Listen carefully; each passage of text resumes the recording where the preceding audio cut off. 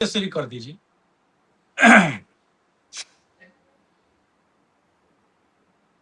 नमस्कार, मैं कुमार श्रीकांत आपका स्वागत कर रहा हूं। एक युवा तुर्क है जिसने इंडोलॉजी में पीएचडी किया है, गौतम खट्टर। उसके साथ कुछ ऐसा हुआ है जो अकल्पनीय है। दरअसल गोवा के एक प्रोग्राम में गौतम खट्टर, जो हरिद्वार के रहने वाले हैं, उन्होंने सेंट जेवियर को लेकर कुछ कहा, कुछ ऐसी बातें कही जिसके कारण उन पर एफआईआर हुई और कांग्रेसी नेताओं ने एफआईआर करवाई। अब ये सोचिए। फिर गौतम खट्टर को लेकर एक मार्च निकला गोवा में और गौतम खट्टर को पकड़ने के लिए गोवा पुलिस हरिद्वार पहुंचती है। गौतम खट्टर तो नहीं मिलते, लेकिन उनके भाई को हरिद्वार पुलिस पकड़कर ले जाती है। सर, देहरादून पुलिस की हरिद्वार पुलिस को सिर्फ एक मैसेज मिला था कि उसका भाई हरिद्वार में छुपा है। हाँ, लेकिन देहरादून से उनके भाई को उठाया गया है। क्यों? भाई का गुनाह बस इतना था कि वो वहां पर उस वक्त वीडियो रिकॉर्ड कर रहा था। राइट। तो अब गौतम के साथ ऐसा हो रहा है, तो बड़ी बात यह है कि ये फ्रीडम ऑफ स्पीच किस चिड़िया का नाम है? क्या आप उसका इस्तेमाल कर सकते हैं या नहीं कर सकते हैं? और नहीं कर सकते हो तो ये फ्रीडम ऑफ स्पीच है क्या? और बीजेपी शासित राज्यों में भी अगर फ्रीडम ऑफ स्पीच की प्रैक्टिस नहीं कर सकते, आप उसे एक्सरसाइज नहीं कर सकते, तो क्या ये संविधान में लिखे हुए कुछ लाइनें हैं जिनका इस्तेमाल आप कर ही नहीं सकते?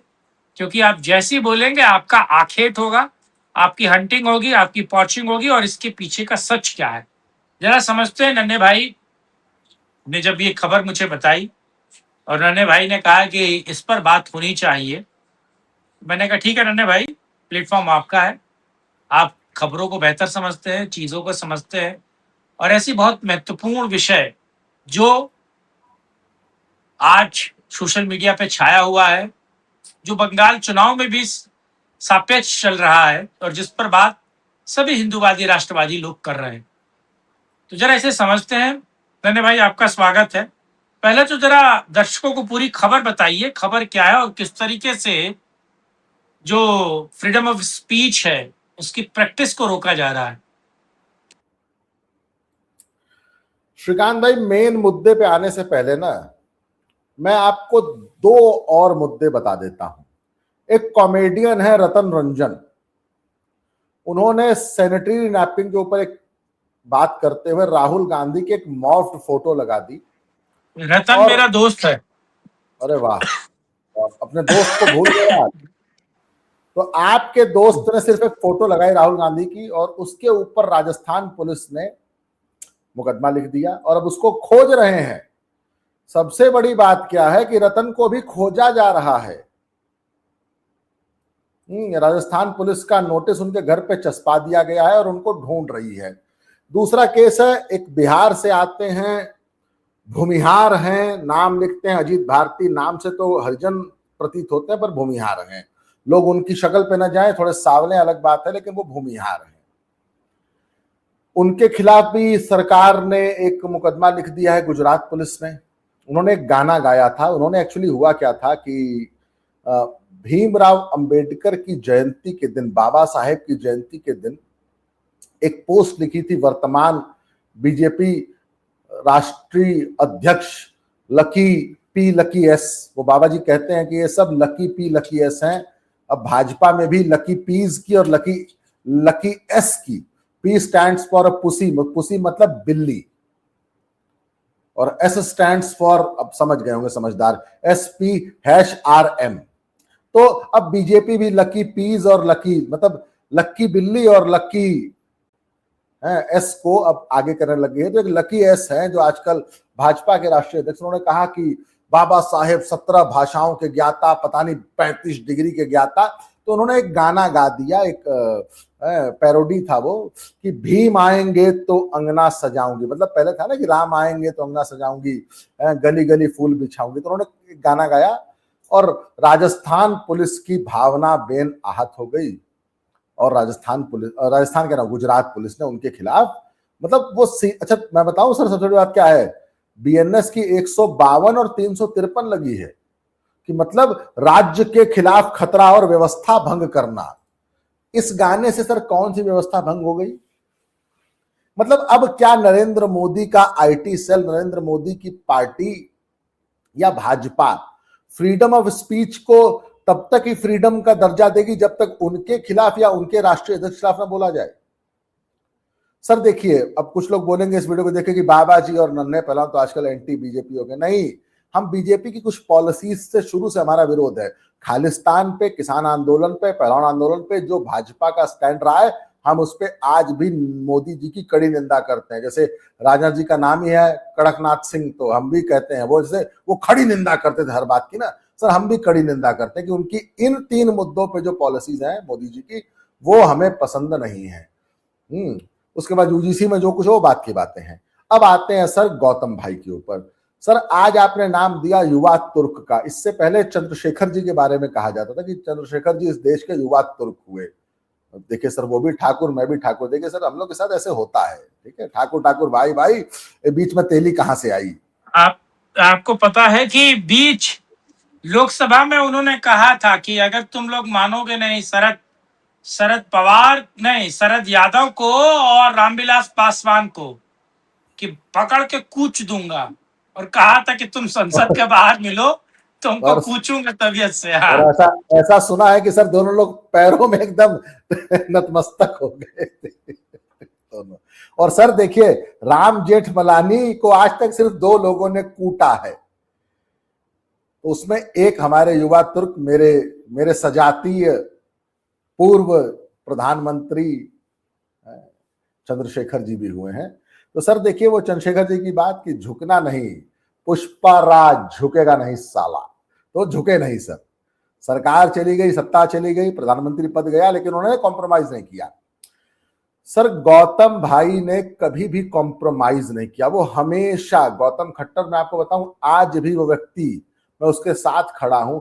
उसने जो भी वो टिप्पणी की सर ना, सर वो नोटेड हिस्ट्री है, वो रिटन हिस्ट्री है कि कैसे गोवा में हिंदुओं को क्रिश्चियन बनाया गया, उनका धर्म परिवर्तन कराया गया, और जो पुरुष या महिलाएं, स्पेशली महिलाएं जिन्होंने अपना धर्म परिवर्तन नहीं किया, उनके साथ क्या क्या अनैतिक, सर क्या क्या कृत्य किए गए, इस पटल पे बोलना अनुचित है। नहीं तो सर आपको पता है आजकल चैनल डिमोनेटाइज नहीं होता है, चैनल उड़ा भी दिया जाता है, क्योंकि YouTube is also owned by so called. तो सर आप बात को समझिए, गौतम खट्टर ने क्या बोला? भाजपा में किसकी सरकार है सर? श्रीकांत भाई, मेरा आपसे सवाल है, भाजपा गोवा में किसकी सरकार है?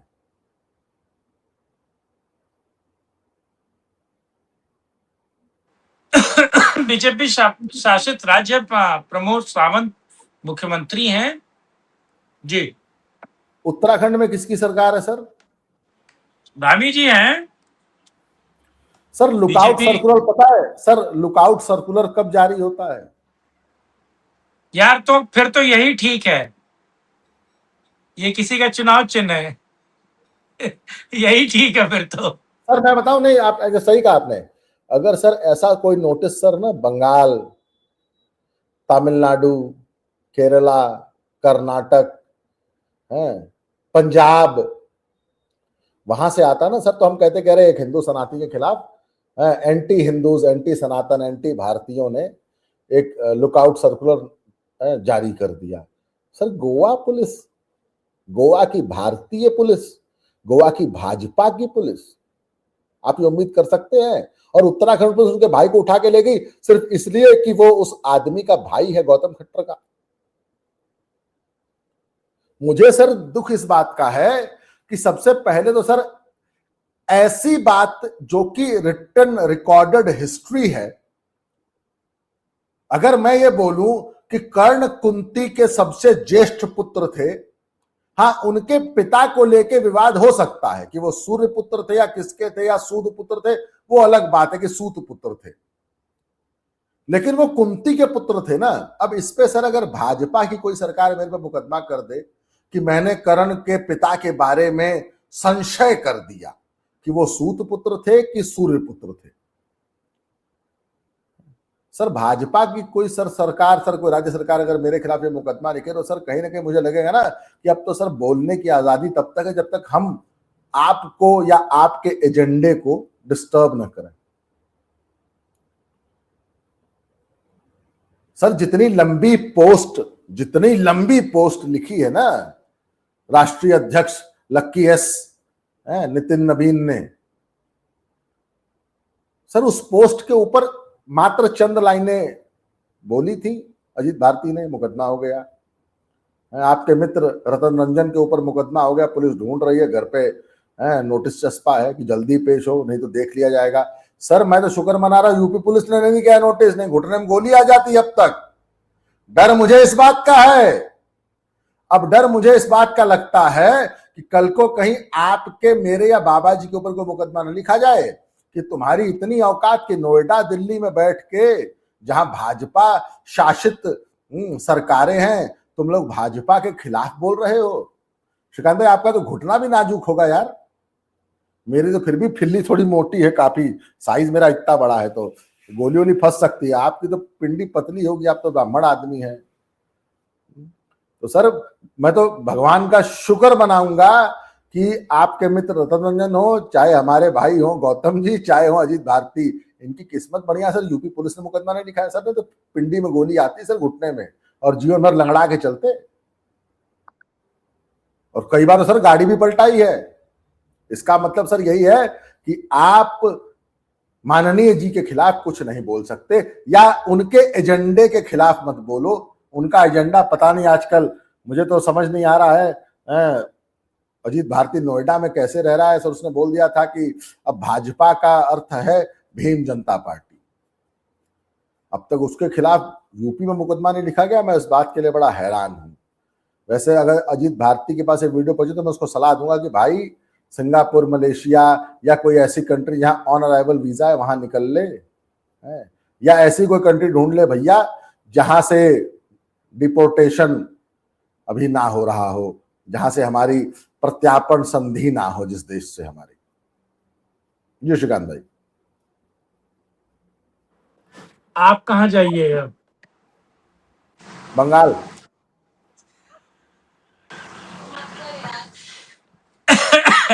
खेला हो वो ममता जितबो, खेला हो वो ममता जितबो। अब तो संशय ही हो गया भैया, पता नहीं क्या। हाँ, अब तो संशय का अब तो निवारण हो सुना है गया, कि लेकिन गौतम अब तो खट्टर को न्याय मिले, गौतम खट्टर को नहीं न्याय सर मिले और तीनों को सच न्याय मिले, बोलना। सर तीनों को हाँ न्याय मिले। भीम हाँ आएंगे तो अंगना सजाऊंगी, है गली गली फूल बिछाऊंगी। अरे सर जब आपकी पूरी पार्टी चरण वंदन कर रही है उस व्यक्ति का, एक आदमी ने अगर एक थोड़ा सा पैरोडी कर दिया तो इतना सर इतनी नाराजगी का है। और गौतम खट्टर को तो मैं एक सलाह दूंगा कि गौतम भाई अब आपकी आंखें खुल जानी चाहिए, बहुत युवा तुर्क मत बनिए। अभी आप चंद्रशेखर की औकात वाले हुए नहीं है। चंद्रशेखर ये बातें तब करते थे जब वो संसद में सबसे मजबूत थे हर तरीके से। आप कहीं सोशल मीडिया के अपने फैंस के बदौलत ना बहुत उड़िए मत, एक में से कोई सा आपके आसपास दिखेगा नहीं जब आपको पुलिस उठा ले जाएगी। आपको जमानत कराने वाला नहीं मिलेगा, ये सच्चाई है भाजपाइयों की। सर मुझे याद है श्रीकांत भाई, यही अतुल प्रधान जो इसने सरधना से हराया है संगीत सोम को, सर ये उन दोनों ये युवा होता था और मायावती की सरकार थी 7 से 12 की। सर इसने मायावती का पुतला फूंक दिया था श्रीकांत भाई, इसको पुलिस ने उठाया और पुलिस ने इसको बहुत बेरहमी से पीटा था। सच में लिटरली 3rd डिग्री तो बहुत कम है, वो 3rd की भी 3 टाइम्स 9 टाइम्स डिग्री इसको दे दी थी। ये चल नहीं पा रहा था, पुलिस ने जेल भेज दिया, उसके बाद कोर्ट ने से जेल भेज दिया। सर इसकी जमानत कराने खुद अखिलेश यादव आया था, और जब ये जेल से छूटा है, जमानत से छूटा है, अखिलेश यादव इसको कंधे पे उठा के आया है। मुझे वो सीन याद है क्योंकि मेरी ससुराल मेरठ ही है, तो लोग बताते हैं और ये बातें बड़ी फेमस रही हैं कि अखिलेश ने ये काम भी किया था। सर भाजपा शासित प्रदेशों में भाजपा के मुखर चेहरे जो भाजपा की तो नहीं लेकिन सनातन की बातें करते हैं, गौतम खट्टर तो सनातन की बातें करता है सर, वो तो हिंदुत्व की बातें करता है, हिंदुस्तान की बातें करता है। सर उसने क्या गलत बोला है? और सर एक हिंदू शासित प्रदेश में बोला, है, भाजपा शासित प्रदेश जिसको हम हिंदू शासित प्रदेश कह सकते हैं, और एक हिंदू शासित भाजपा शासित प्रदेश से उसके भाई को उठा लिया गया। सर इससे ज्यादा बुरा समय सनातन के लिए कोई आएगा? सर इससे बढ़िया तो ममता है, क्या दिक्कत है? कम से कम एक मन में विचार तो अच्छा है ना कि यार ममता के शासन में हुआ है हमारे साथ बुरा। दर्शकों से अनुरोध है कि कम बोले को ज्यादा समझिएगा, एकजुटता बनाए रखिएगा और गौतम के समर्थन में कम से कम आइएगा। चलिए आज के लिए इतना ही, किसी और वीडियो में राष्ट्रहित में चर्चा करेंगे। तब तक के लिए जय हिंद, जय भारत, वंदे मातरम, नमस्कार, जय श्री राम। जय श्री राम, हर हर महादेव। हर हर महादेव।